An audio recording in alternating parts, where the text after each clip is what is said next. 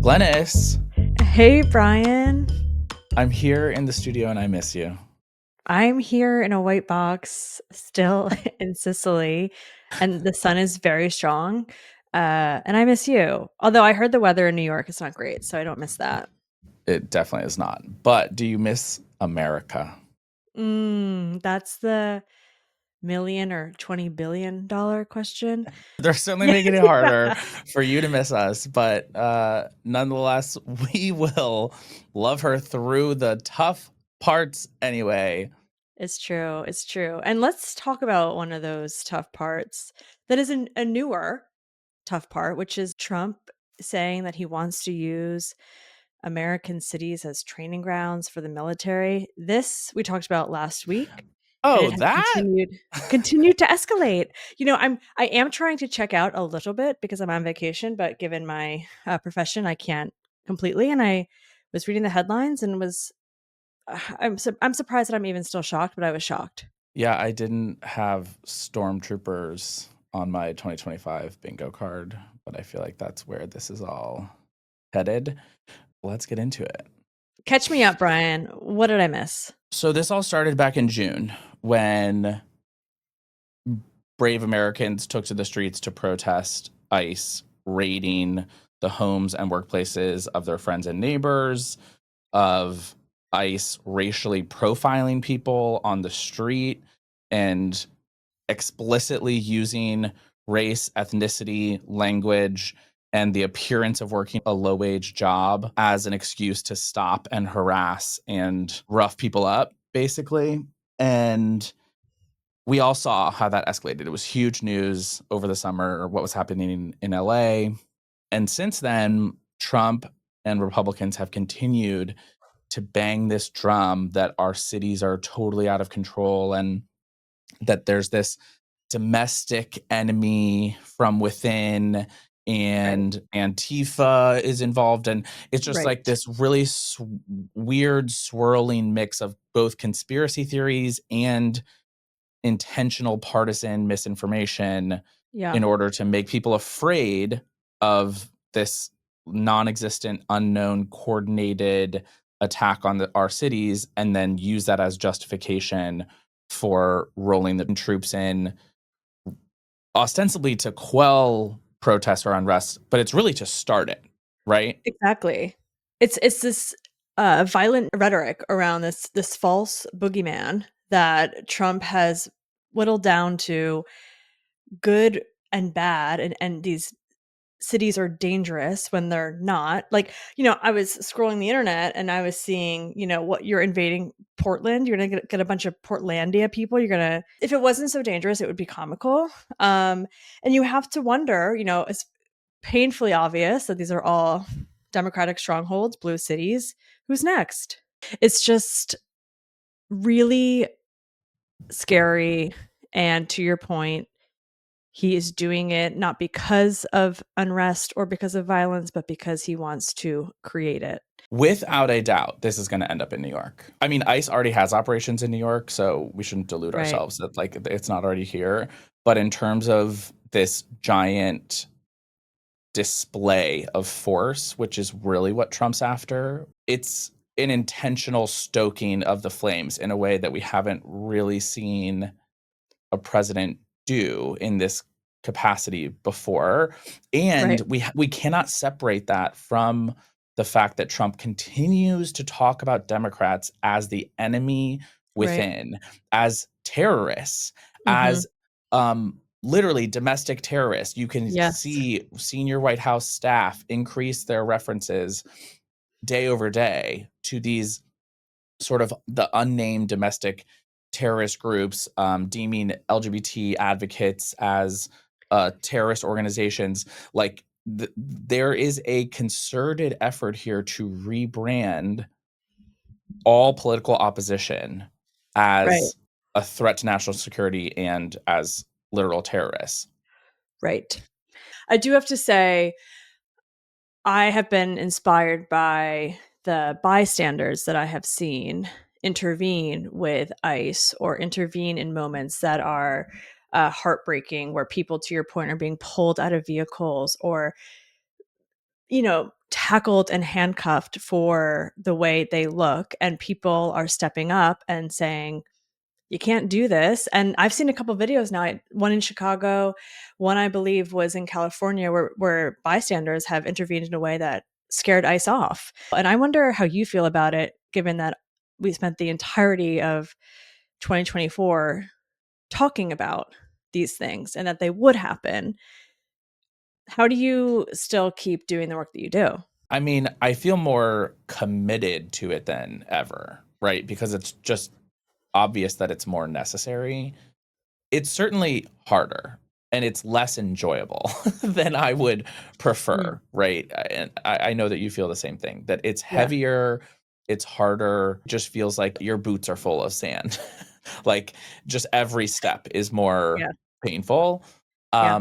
But it doesn't make me want to walk away from it. It makes me want to win so that it's Right. not so horrific and that the work that we do has more weight because the system is allowing the voice of the people to like be heard and bend the direction of the country. But Right.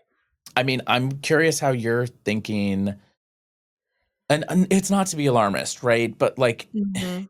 that the bar for what alarmism has moved in the reality that we just laid out, where American troops are being deployed across the Mhm. US. Do you feel like our friends who are very outspoken, liberal commentators and creators and activists and leaders of organizations are under direct or indirect threat? Absolutely. I mean, you're seeing it with Open Societies Foundation or major groups that support liberal causes or progressive values. And it's conversations that I have in the workplace around how do we protect X, Y, and Z if the administration were to come after them.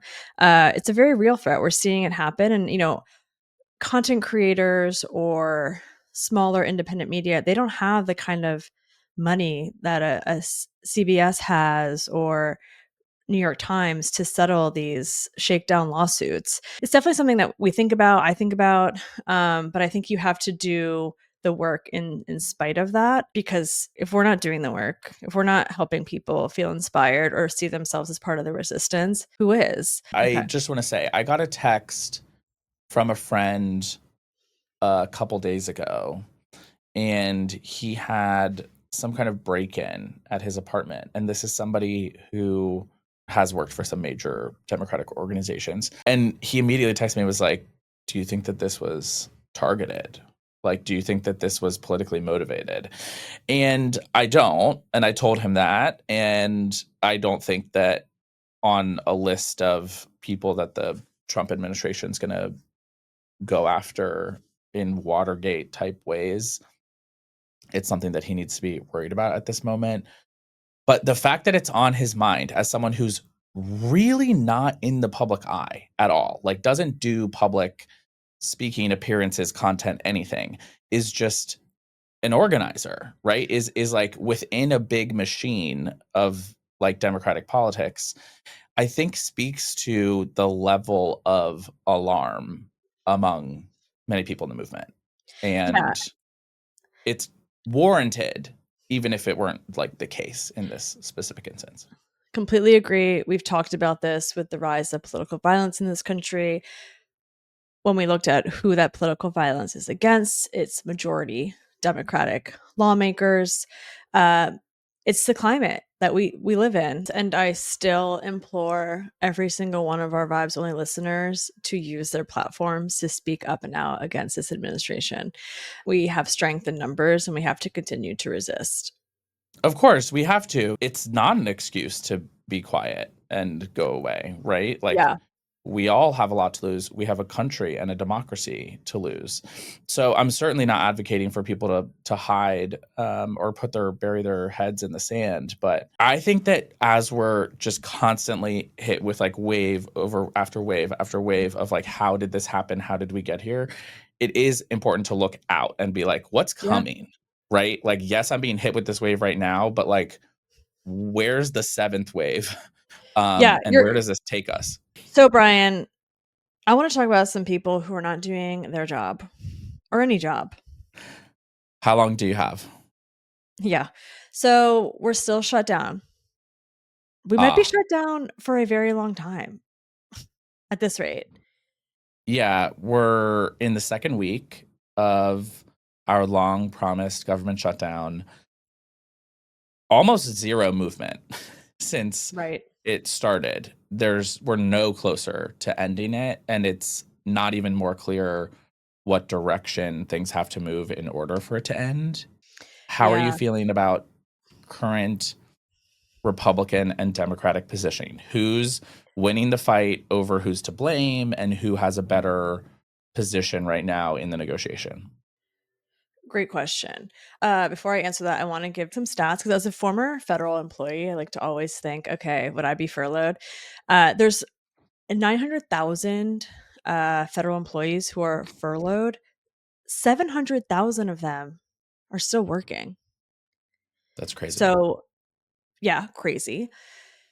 And I think the Republicans made a big misstep, Mike Johnson specifically. I think it was, my timing's a little bit off being ahead, but yesterday saying that maybe there's a world in which those employees don't get back pay, which is a federal law from 2019 from a Trump government shutdown, saying that all employees would receive back pay. And I think any American can understand that that is like objectively unfair and not right. Who's winning? At this point, I don't think anyone's winning. Truly, I think the Republicans have not done a great job. They're digging their heels in on it being a Democratic shutdown. I'm seeing so many videos from Republican content creators explaining how this is a shutdown because Dems want to give non-citizens access to healthcare, which is objectively not true and has been repeatedly fact-checked by numerous organizations. I haven't really seen much from the Dems at all, which is not great. Yeah, I mean, none of them have a platform, right, to even compete with the Republicans, even when they do have something to say. But I want to go back to the dynamic that you're spelling out because I think it's really telling that Trump and his administration put together this memo saying, actually, we're not going to give back pay.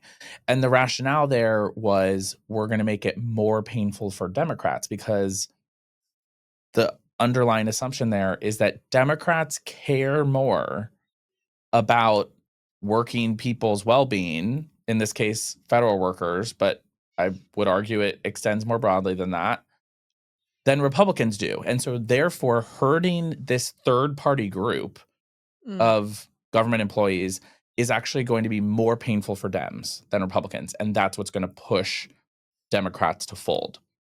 And I think that says a lot about where we're at as a country and where the parties are, who the parties stand for, that you can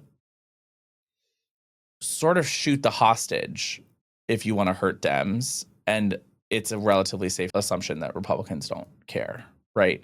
That's what that is. Trump himself signed that bill into law, as you already noted, that all federal employees get back pay during a shutdown.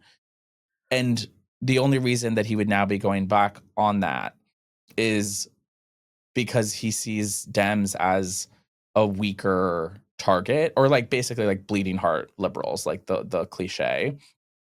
And he thinks that he can force their hand by getting a bunch of federal employees in a really, really bad situation. It's not going to work. I just was, as you were chatting, checking a poll, and the Washington Post put out a poll that 47% of Americans do blame the Republicans for this shutdown, with 30% blaming Dems. Republicans control the government. Like, Yes, it just Period. so happens that they need Democratic votes in the Senate in order to pass this, but most Americans don't know or understand that. Um, and it doesn't free that fact doesn't free Republicans of their obligation to get stuff done and govern when they're in power. The Democrats are hedging this shutdown on healthcare, Right. Obamacare, marketplace insurance. It is open season. So if you are not Open on, enrollment season. yeah, but we call it open season. Or no, maybe we don't. It's open Wait, season. I Like love some, open season.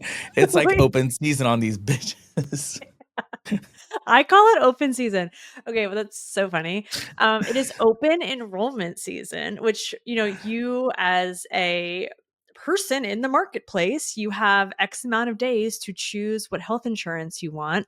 If you do not select health insurance, either one, and this is a newer thing, they auto enroll you in your Mm. previous year's health insurance. Before that, you used to just not have access if you missed the deadline for open enrollment. So I think I actually wanted to check before I came on, but I turns out you can't access the marketplace from Sicily. They don't allow it to Sorry, see. Sicilians. I No Obamacare yeah, for you. yeah, you couldn't even look at the marketplace.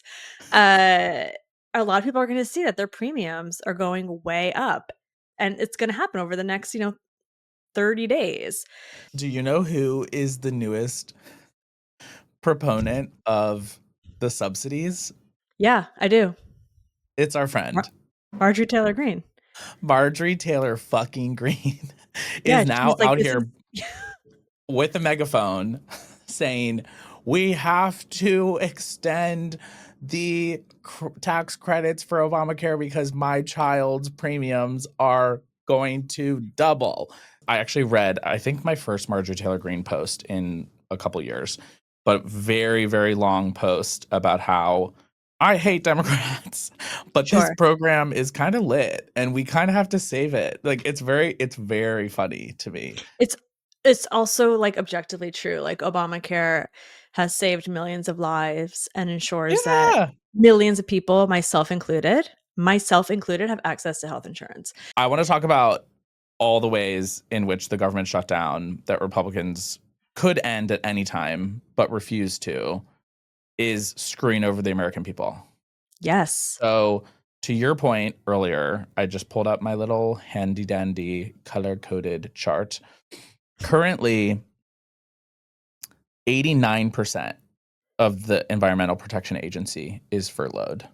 87% of the Education Department, 81% of the Commerce, 76% of Labor, 71% of Housing and Urban Development, 62% of the State Department, 59% of Energy Department, 53 Interior, 49 Agriculture, 45 Defense. You add on top of that, the military is going to miss their first paycheck next week, Mm. which is a really big deal. And Congress is already talking about how they can find a way to prevent that from happening, but they would have to do that by Monday, October 13th, in order to prevent military active duty from missing their first paycheck on the 15th.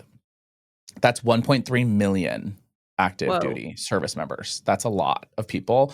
And it's not like those are people making tons of money who have No. probably like giant savings accounts and they don't really care if they get paid now or later. The other thing, as we're going through the pains of a shutdown, Mm. air traffic control I is didn't want to make it F. about me, but I have to fly back. I love that last week I was like, oh no, the lines at border at the border are going Yeah. to be crazy for me. And now you're like, oh no, TSA, I can't land. No, there's no one going to be able to air traffic control my plane. And it's already happening. They're calling out sick. Do you know? I mean, not even just sick. They're just like, there's no people to do it. The air traffic controller, they're the ones who stopped the shutdown in 2019, ultimately. Right. And that did play a major role. And I think that it could again, because bitches got to fly. Like we have places to go, and if there's literally nobody in the tower, like we're just gonna what? Fingers crossed, let it rip.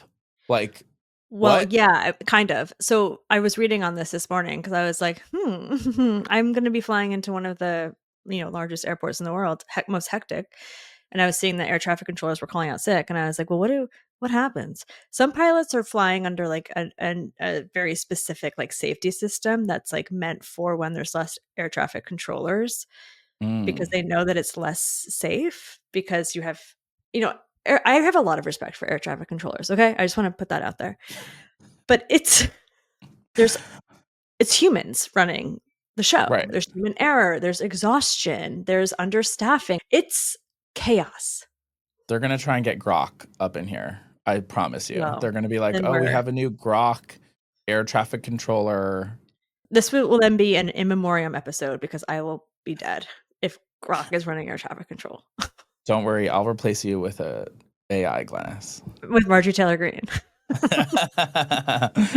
Oh my gosh. Equally proponents of the ACA. Oh my gosh. Why are they calling out sick? That I don't understand. Can you explain I that to think me? Well, they can't really say. They're saying that part of the issue now is they're calling out sick. I think because they know their power. Mm. And they're like, give And me I my think they're just money. like, you're not going to pay me for this. You're now threatening Mike Johnson. Republicans are threatening to not back pay me. Right. Like, in Right. the words of the French, eat my ass. I'm not coming to work. Over under 50%. Will we be in a shutdown when we record next week? I got to be real with you. I never understood the over under, but Do you what think I that there's more than a 50% chance or less than a 50% chance that we're in a shutdown next week? more. Yeah, I think so too. Okay, well, like we said, super unclear how it's going to conclude at this point. We talked about the options last week. They haven't changed much. Trump needs to get involved and say, we're going to extend these subsidies, or Republicans need to offer a legitimate vote on that bill because Democrats are not budging. And they actually had 3 Democrats in the Senate that were on board with reopening. And one of them has said, actually, F this. The Republicans are being horrible and I'm not working with them. So now they only have 2. They're going in the wrong direction. So, yeah, stay tuned. But I honestly think that we could be in the same boat a week from now. And God willing, I will be wheels down in America. Come on, Grok. So, Glennis, this week the Supreme Court kicked off their next term, which I low-key wish they could have delayed until about 2050, but that apparently wasn't an option. So here we are. And they have a bunch of banger cases that are kind of set to screw us over in a lot of ways. They include Mm. cases on birthright citizenship, on keeping firearms on people's private property without their knowledge, on Trump firing the Fed, Lisa Cook, on him firing one of the chairs of the FTC, on conversion therapy, on campaign finance, on tariff authority. There are a bunch of cases that are going to be about how much Trump can and can't do, and on some of like the core issues that we all care the most about. It's very concerning. Where's your head at going into this Supreme Court term? It's not great. I looked into it, I read the list. To your point, it could be really bad for America and Americans. The conversion therapy out of Colorado, I was reading about this morning. It's a First Amendment case that a therapist wants to be able to use her First Amendment right to use talk therapy as conversion therapy. Horrific.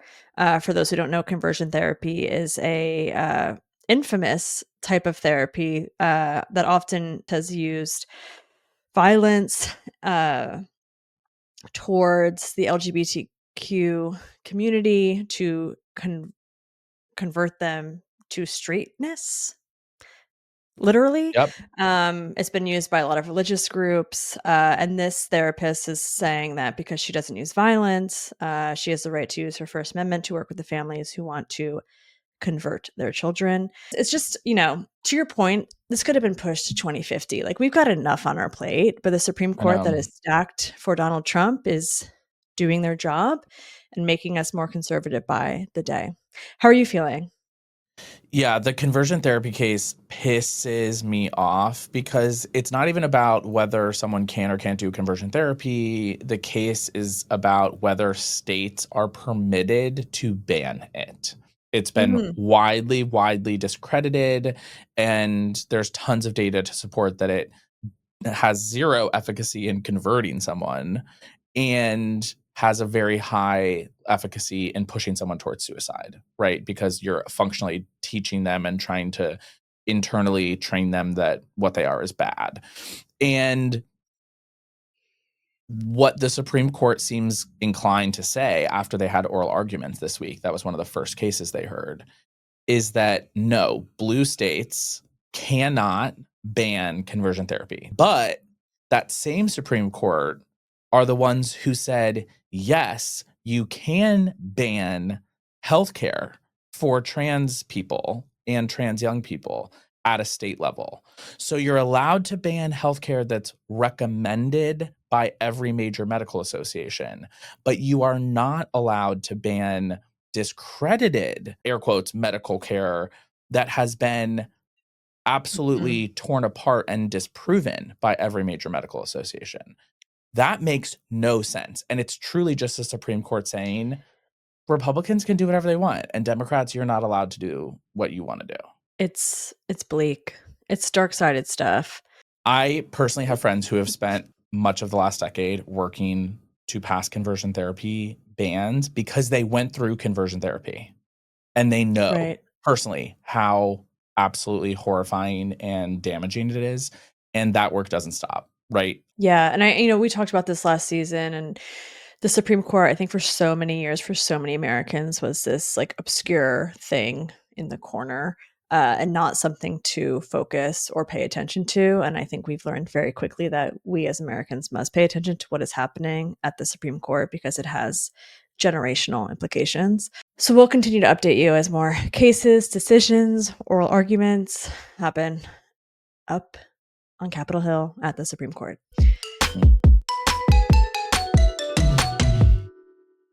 Let's get into the absolute drama of the week via our new segment, Clickbait or Double Click.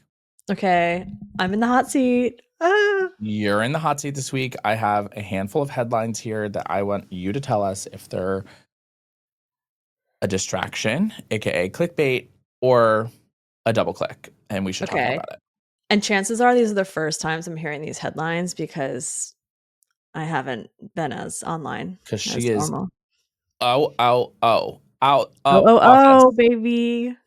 First up, Donald Trump announced the White House will host a UFC fight for his 80th birthday in June of 2026. Clickbait, but I do want to say I want them to do like a celebrity death match and put Donald Trump in the ring. And it is so tacky and gaudy. I've seen the renderings. It is truly disgusting. Disgusting to deface America's house in that way. But I think it's clickbait. Amy McGrath announced she's running for Senate again in Kentucky. Clickbait. Good luck, though.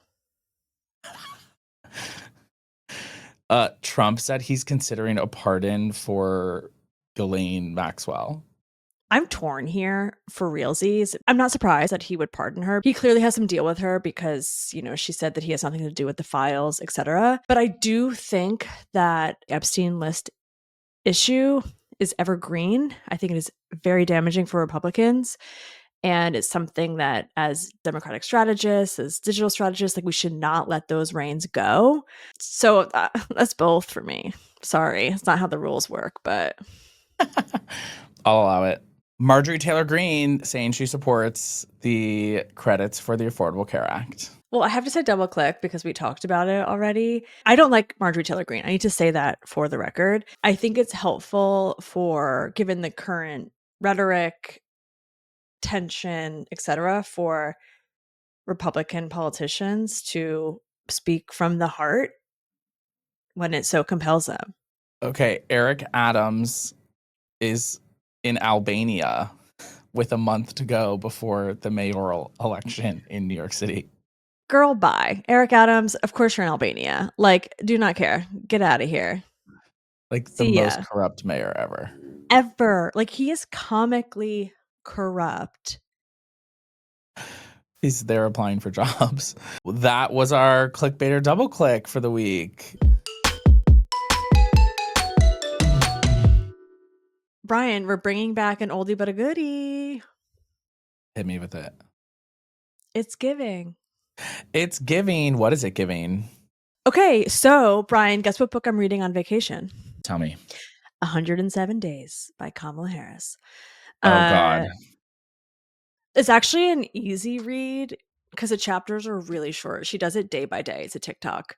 And she's on a book tour and she's had some hot takes, and we're going to listen to one of them.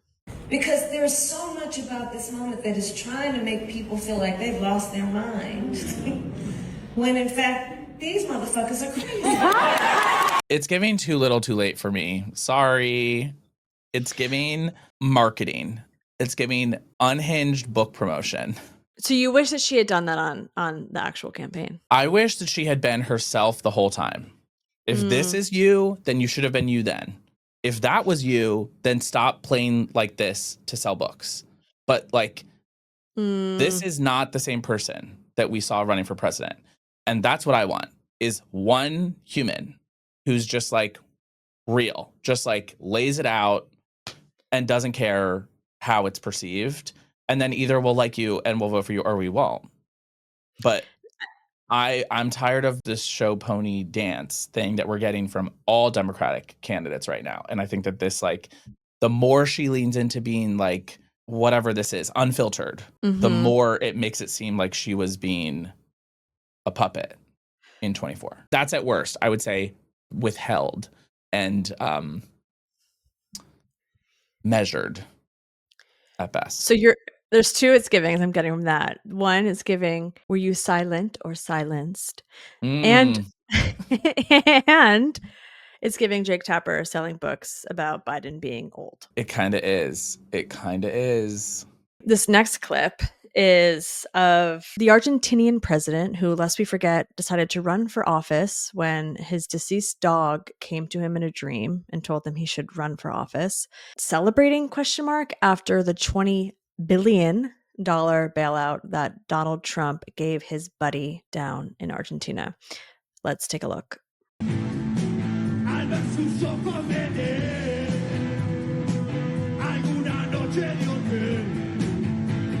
It's giving Bellevue talent show. Like, it's giving talent show at the mental hospital. It's giving just got $20 billion bailout and going to spend it on pyrotechnics at a rock concert that I want to put on for myself. It's like the Warped Tour, but the depraved tour. It's giving has failing economy and ignores it for a rock show. I mean, it's honestly giving Let Them Eat Cake, because people in Argentina are struggling and you're throwing a music festival to celebrate your own personal bailout for you and your hedge fund bros. Someone needs to publish a leaderboard of which companies and individuals have made the most money off of the Trump administration. Update it from week to week of how each person put in X millions of dollars into his campaign and then received X out, because this 20 bill is like directly going to one dude who was way overinvested in the Argentine economy. Well, that's our show. It's so depressing. It is. And for that reason, we got to make sure that we send him off with a good vibe today. Oh, yeah. You have a great one. I do have a great one. So Our good news for the week is that worldwide solar and wind power have grown faster than electricity demand this year. And so what that means is that globally, solar and wind are actually now powering more and generating more energy worldwide than coal. That's objectively good news. Thank you, Brian. It is objectively good news, and it's super important when we think about the future of the global economy and modernizing economies and how we're going to be able to do that in a way that doesn't set us back into the Stone Age because of climate change. And so even though things are on the wrong track here in the States when it comes to the energy transition, globally things are actually better than they may appear. Yeah, and not on track in the United States. We are falling behind. But it is good to see that the world is moving forward. Absolutely. All right. And with that, we will send you guys off to have a good week this week, and we'll catch you next week for the next episode of Vibes Only. Ciao for now. Vibes Only is a production of Vibes Only, the podcast, LLC, produced by us, Glennis Mahar and Brian Derrick, with audio producer Baze Hohen and digital producer Maddie Hart. We want to hear from you. Send us voice notes, drop a comment, and if you're vibing with the pod, share it with your friends. Don't forget to like, follow, and subscribe wherever you get your podcast. We'll see you next week. See ya.